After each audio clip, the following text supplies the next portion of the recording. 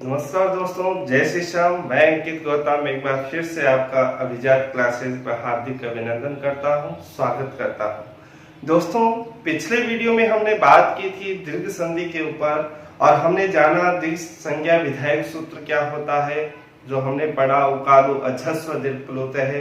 उसके बाद में हमने दीर्घ संधि विधायक सूत्र के ऊपर उसकी डेफिनेशन और उसके एग्जाम्पल को जाना।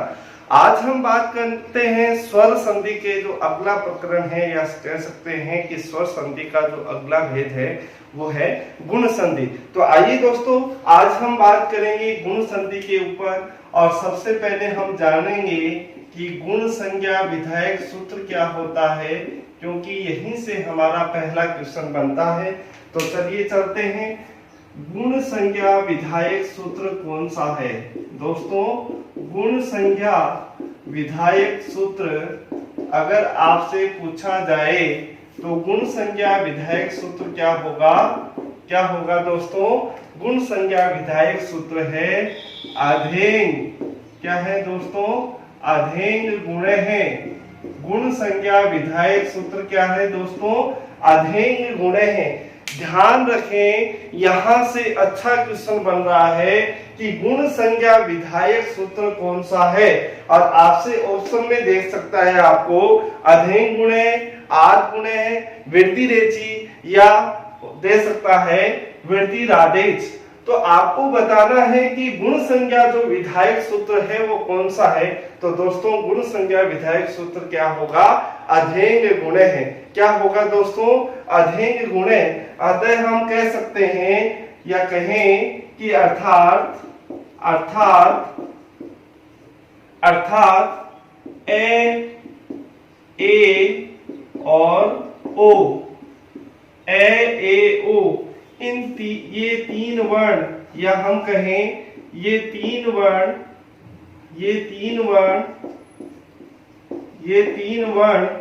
गुण संज्ञक वर्ण कहलाते हैं। गुण संज्ञक वर्ण कहलाते हैं। गुण संज्ञक वर्ण कहलाते हैं। ठीक है दोस्तों, सबसे पहले अच्छे से देखें, गुण संज्ञा विधायक सूत्र होता है अधेंग गुणे है।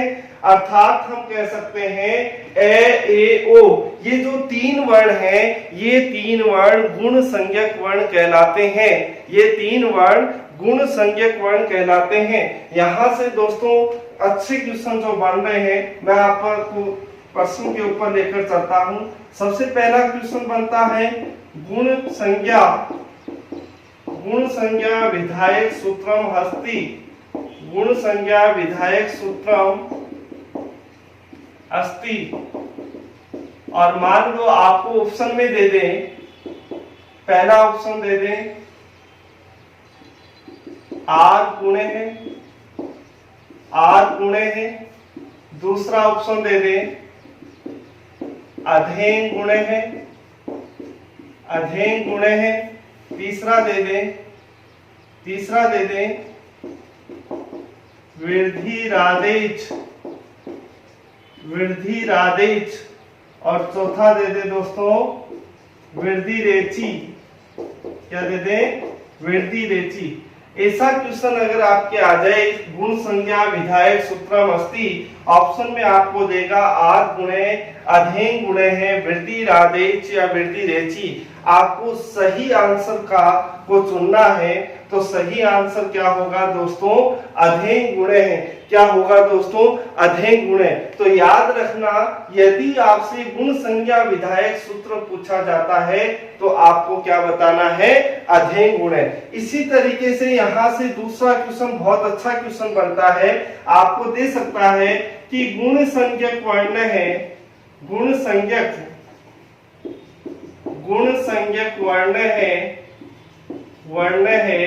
नास्ति।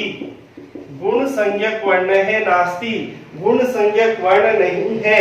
और ऑप्शन में आपको दे दे, पहला ऑप्शन दे दे ए, दूसरा ऑप्शन दे दे ए, तीसरा दे दे ओ, और चौथा ऑप्शन आपको दे दे ई।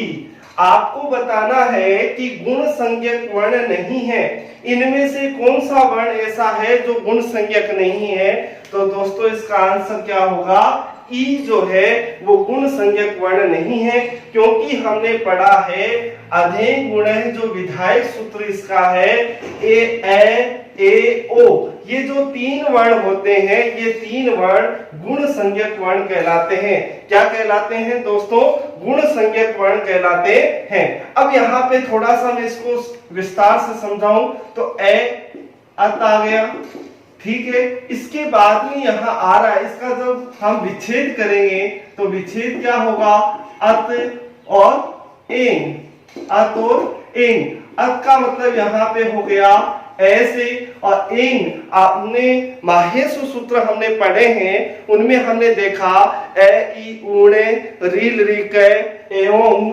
अयोच। तो हमने देखा था एओंग, क्या पढ़ा था, एओंग। तो एओंग में कौन से वर्ण आएंगे, ए और ओ, ए और ओ। गे की हम क्या कर देते हैं, इस संज्ञा करते हैं। तो दोस्तों ए और ओ ये जो तीन वर्ण होते हैं ये तीन वर्ण क्या है, गुण संज्ञक वर्ण कहलाते हैं। क्या कहलाते हैं दोस्तों, गुण संज्ञक वर्ण कहलाते हैं। तो यहाँ हमने इसको अच्छे से समझा। गुण संज्ञा विधायक सूत्र होता है अधेय गुण है, अर्थात हम कह सकते हैं ए ओ ये जो तीन वर्ण हैं ये गुण संज्ञक वर्ण कहलाते हैं। इसके बाद यदि हम इसके प्रश्नों पर प्रकाश डालें तो यहाँ से दो क्वेश्चन बहुत अच्छे क्वेश्चन बनते हैं। पहला क्वेश्चन बन रहा है गुण संज्ञा विधायक सूत्रम अस्ति, गुण संज्ञा विधायक सूत्र है तो कौन सा होगा दोस्तों, अधेय गुण है। दूसरा क्वेश्चन यहाँ से बन रहा है गुण संज्ञक वर्ण नास्ति, गुण संज्ञक वर्ण नहीं है। तो इनमें से कौन सा गुण संज्ञक वर्ण नहीं है, ई। तो चलिए अब आगे हम चर्चा करेंगे गुण संधि विधायक सूत्र पर कि गुण संधि विधायक सूत्र क्या होता है। तो चलिए बात करेंगे हम गुण संधि विधायक सूत्र पर।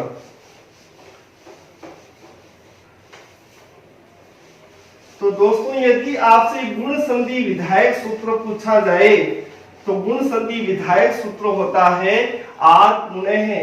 क्या होता है दोस्तों, आद गुणे है। गुण संधि विधायक सूत्र यदि आपसे पूछा जाए तो गुण संधि विधायक सूत्र होता है आद गुणे है। क्या होता है दोस्तों, आद गुणे है। ये लो दीर्घ संधि गुण संधि विधायक सूत्र। गुण संधि विधायक सूत्र क्या होगा, आद गुणे है। ठीक है दोस्तों, अब देखिए हम इसकी परिभाषा के ऊपर प्रकाश डालें तो इसकी डेफिनेशन क्या होगी। डेफिनेशन की यदि हम बात करें तो इसकी डेफिनेशन होगी परिभाषा। परिभाषा क्या होगी दोस्तों, जब ए या आ के बाद, जब ए या आ के बाद रहस्व या दीर्घ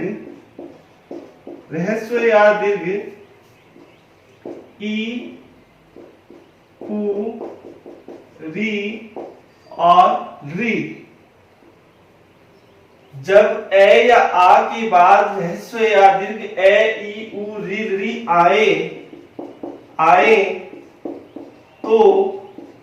आए तो उन दोनों के स्थान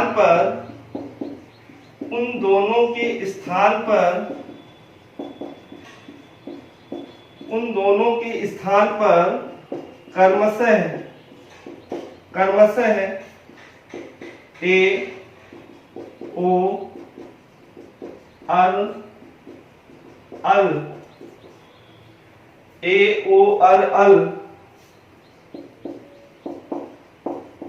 एकादेश हो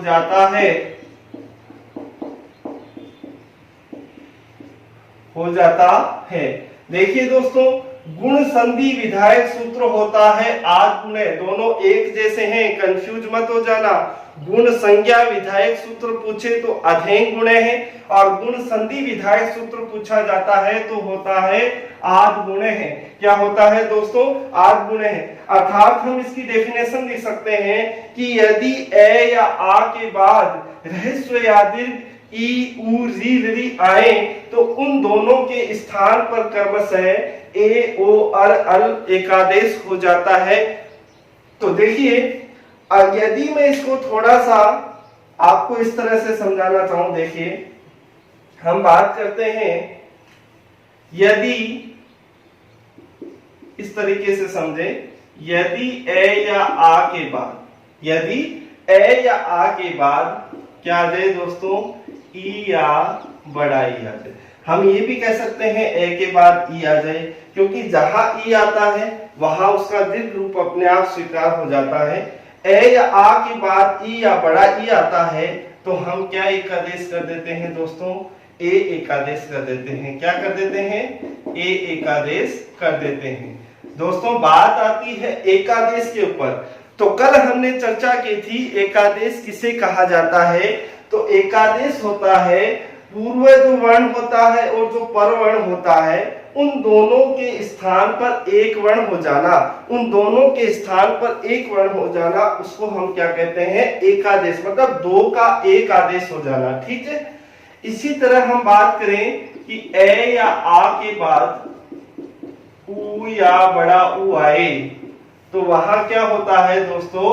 क्या एकादेश हो जाएगा? ओ एकादेश हो जाता है। क्या हो जाता है?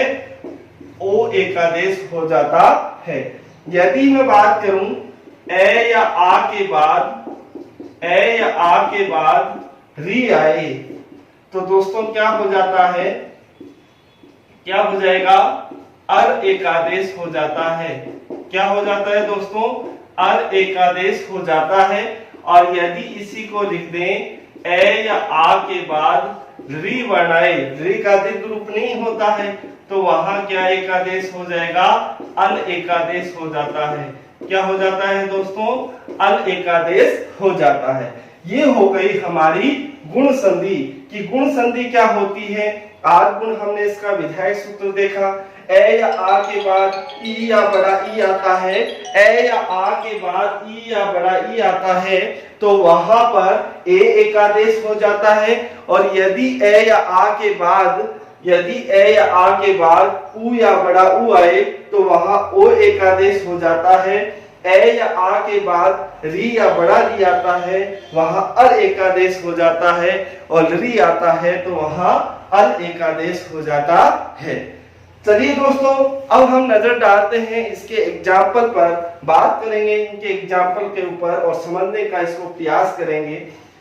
उससे पहले मैं आपको एक चीज और बताना चाहूंगा। ये जो दो हैं, यहाँ पे उरण रैपरह सूत्र से क्या हो रहा है? कार्य हो रहा है।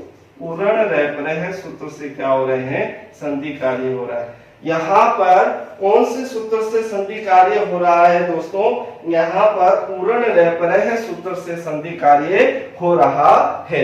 ज्यादा डिटेल में जाने की जरूरत नहीं है क्योंकि आपका जो रीट का जो सिलेबस है उसमें इतनी गहराई से क्वेश्चन पूछे नहीं जाते हैं। तो चलिए अब इसके एग्जाम्पल पर हम प्रकाश डालें। तो सबसे पहले हम इसका एग्जाम्पल लेते हैं। तो चलिए चलते हैं एग्जाम्पल के ऊपर। पहला एग्जाम्पल है नर धन इंद्र है। क्या है दोस्तों? नर धन इंद्र है। नर धन इंद्र है। एक एक एग्जाम्पल को अच्छे से समझना। नर धन इंद्र है, यहाँ पर जो पूर्व वर्ण है या हम कहें पूर्व जो शब्द है, पहला जो शब्द है, इसके अंतिम वर्ण के अंदर क्या स्वर आ रहा है? ए स्वर आ रहा है। क्या आ रहा है दोस्तों? ए स्वर आ रहा है। ठीक है। उसके बाद में क्या आ रहा है? इंद्र है।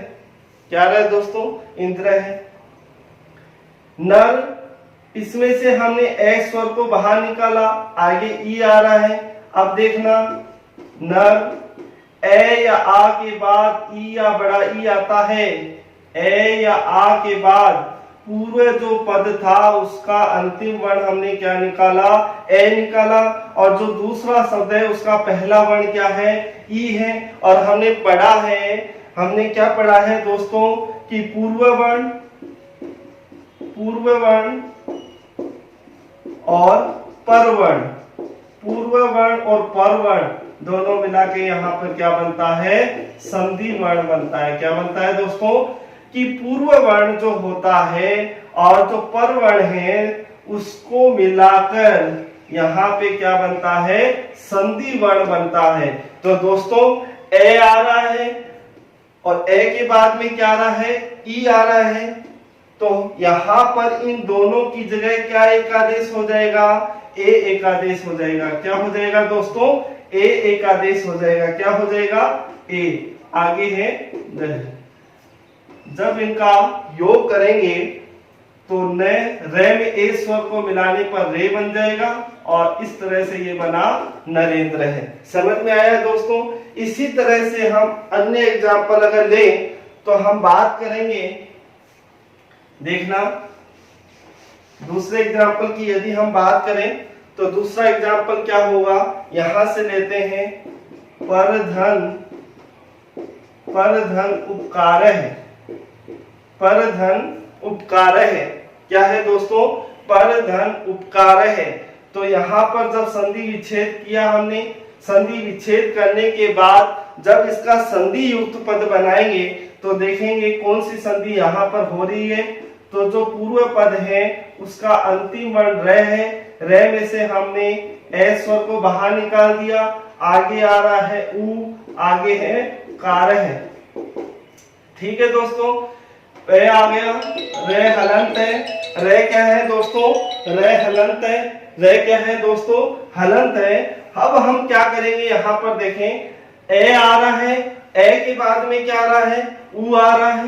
ए के बाद क्या आ रहा है दोस्तों, उ आ रहा है। तो यहाँ संधि कार्य जब हम करेंगे तो हमने देखा है ए या आ के बाद उ या बड़ा उ आता है तो वहां पर क्या एक आदेश हो जाता है, ओ एक आदेश हो जाता है। तो यहाँ पर संधि वर्ण क्या हो जाएगा, ओ, आगे है कार्य है।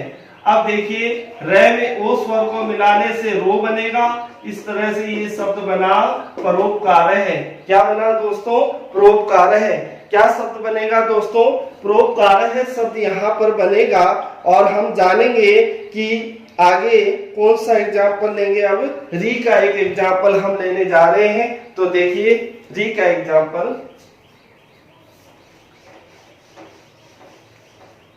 देखना दोस्तों, री का यदि हम एग्जाम्पल लें तो देखिए बहुत ही अच्छा और बहुत ही इंपॉर्टेंट एग्जाम्पल, महाधन ऋषि, महाधन ऋषि। दोस्तों एग्जाम्पल हमने लिखा महाधन ऋषि, महाधन ऋषि। मैं लिख दिया, हा में से क्या स्वर बाहर निकालेंगे, आ स्वर को हम क्या लेंगे, बाहर ले लेंगे। ठीक है, उसके बाद में क्या आ रहा है, री, और उसके बाद में है श्री। ठीक है, यहाँ पे मैं लिखा, है आ गया। यहाँ पे देखिए ए या आ के बाद आ रहा है दोस्तों, इसके बाद में री या बड़ा री आए तो यहाँ पर री आ रहा है। यहाँ पे संधि कार्य जब होगा कि ए या आ के बाद री या बड़ा री आए तो यहाँ पे इन दोनों का क्या एकादेश हो जाता है, अर एकादेश हो जाता है। आगे श्री, मैं आ गया, है के अंदर ए स्वर को मिलाने से क्या बन जाएगा, है। रे के आगे किसी स्वर का नहीं, स्वर के नहीं होने पर ये रे कहाँ चला जाएगा, ऊपर चला जाएगा। तो ये बन गया महर्षि। क्या बन गया दोस्तों, महर्षि। इसी तरह यदि हम एग्जाम्पल लें री का तो देखिए एक एग्जाम्पल है तव धन ऋकार है, तव धन ऋकार है। ठीक है दोस्तों, अब हम क्या करेंगे, वह को क्या कर देंगे हलंत, क्योंकि वह में से हमने क्या निकाला, ए स्वर को निकाला। ए स्वर के निकलने के बाद आगे क्या आ रहा है, री और कार है। ठीक है दोस्तों, तय आ गया, वह हलंत है। ए या आ के बाद री आता है तो इन दोनों का संधि कार्य होके क्या हो जाएगा, वर्ण विकार क्या हो जाएगा दोस्तों, अल, आगे है कार है, वह में ए स्वर को मिलाने से वह बना, ले हलंत है, आगे क्या है कार है, शब्द क्या बनेगा दोस्तों, तव्वल कार है। क्या बनेगा दोस्तों, तव्वल कार है। तो दोस्तों हमने इन चारों का एक एक एग्जाम्पल देखा, चारों का एक एक एग्जाम्पल देखा।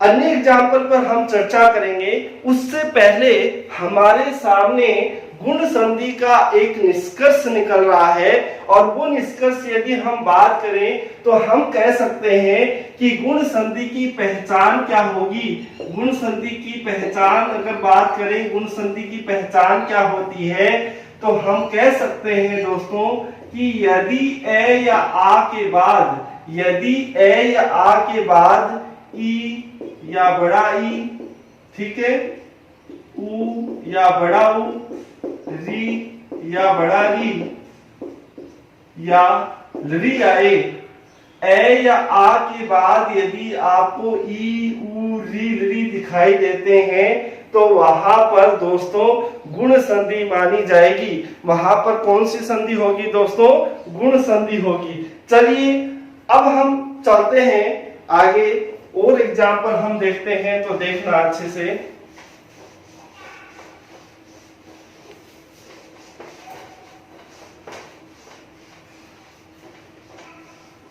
देखिए दोस्तों, एक एग्जाम्पल मान लो आपसे इस तरह से यदि आपको एक क्वेश्चन आता है तो आप तुरंत पहचान जाएंगे, यहाँ पर स्वरों को बाहर निकालेंगे और आप जान जाएंगे यहाँ गुण संधि। मान लो यहाँ पर यदि ऐसा शब्द आ जाए कि रमेश है, इस रमेश है का संधि विच्छेद करो, रमेश है का संधि विच्छेद क्या होगा। और अब यहाँ पर अधिकतर विद्यार्थी कंफ्यूज हो जाते हैं कि यहाँ अब कौन सी संधि हो रही है। तो दोस्तों इसके लिए आप दिमाग में थोड़ा सा अनुमान लगा के ये रखना कि ऐसा कोई भी शब्द हो, ऐसा कोई शब्द हो जिसमें ए, ओ, अर और अल की ध्वनि आपको यदि सुनाई देती है, ए, ओ और अल की ध्वनि यदि आपको सुनाई देती है, तो आपका दिमाग कहाँ जाना चाहिए, गुण संधि आपके दिमाग में आनी चाहिए कि यहाँ गुण संधि हो सकती है। जैसे देखिए इसका संधि विच्छेद करने का आपको तरीका मैं आपको बताता हूँ। मान लो रमेश शब्द है, रमे में क्या आ रहा है, ए स्वर हमें सुनाई दे रहा है, क्या, ए स्वर। तो यहीं से हम इसके क्या करते हैं, विच्छेद करते हैं, यहीं से हम क्या करेंगे, इसका विच्छेद करेंगे। तो इसका विच्छेद क्या हो जाएगा दोस्तों, रमा, क्या होगा, रमा धन ईसे है, रमा धन ईसे है। यहाँ से जहां ए स्वर की ध्वनि सुनाई दे रही है, वहीं से हम इसका क्या कर देंगे, विच्छेद कर देंगे, और इसका विच्छेद होगा रमा धन ईसे है, रमा धन ईसे। फिर भी यदि आपको कंफ्यूजन है कि इसका संधि विच्छेद हमने सही किया है या नहीं किया है, तो आप इसका थोड़ा सा ऑपरेशन करके देख लें। कैसे, मान लो रे आ गया, माँ में से हम क्या निकाल देंगे, आ स्वर को बाहर निकालेंगे, और आगे क्या है, ईश है। ठीक है दोस्तों, रे आ गया, मैं हलंत है। हमने क्या देखा, ए या आ के बाद आ रहा है, उसके बाद में ई या बड़ा ई आता है, ई या बड़ा ई आता है, तो वहां पर संधि कार्य करके वर्ण विकार क्या हो जाता है, ए एकादेश हो जाता है, आगे है से है। ठीक है दोस्तों, अब देखिए रे आ रहा है, मैं में हमने ए स्वर मिलाया, ये क्या बन गया, में, और आगे क्या है, से है। इस तरह से ये क्या बन गया, रमेश है। क्या बन गया दोस्तों, रमेश है बन गया। इसका मतलब संधि विच्छेद क्या होगा, सही माना जाएगा। अब देखिए इसी तरह हम अगला एग्जाम्पल और लेते हैं। एक एग्जाम्पल है सूर्योदय। क्या है दोस्तों, सूर्योदय, सूर्योदय है। संधि विच्छेद देखना, ओ किसका स्वर आ रहा है, ओ की ध्वनि आ रही है, तो हम यहीं से इसके टुकड़े करेंगे। इसके टुकड़े क्या होंगे, सूर्य धन उदय है, सूर्य धन उदय है।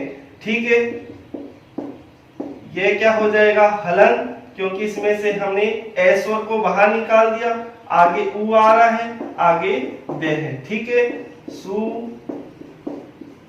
अब देखना ए के बाद में ऊ या बड़ा ऊ आता है, एकादेश क्या हो जाता है दोनों का, ओ आगे है दे है। ठीक है दोस्तों, अब इसको जब योग करके हम संयोजित करके लिखेंगे, सु आ गया, ये में हमने ओ स्वर को मिलाया, यो आगे दे है, ऐसे बन गया दोस्तों ये सूर्योदय है। क्या बन गया, सूर्योदय है। तो दोस्तों समझ में आ रहा होगा। इसी तरह मैं आपको एक अन्य एग्जांपल और देता हूं, जैसे एक एग्जांपल है दोस्तों री का, और हम बात करते हैं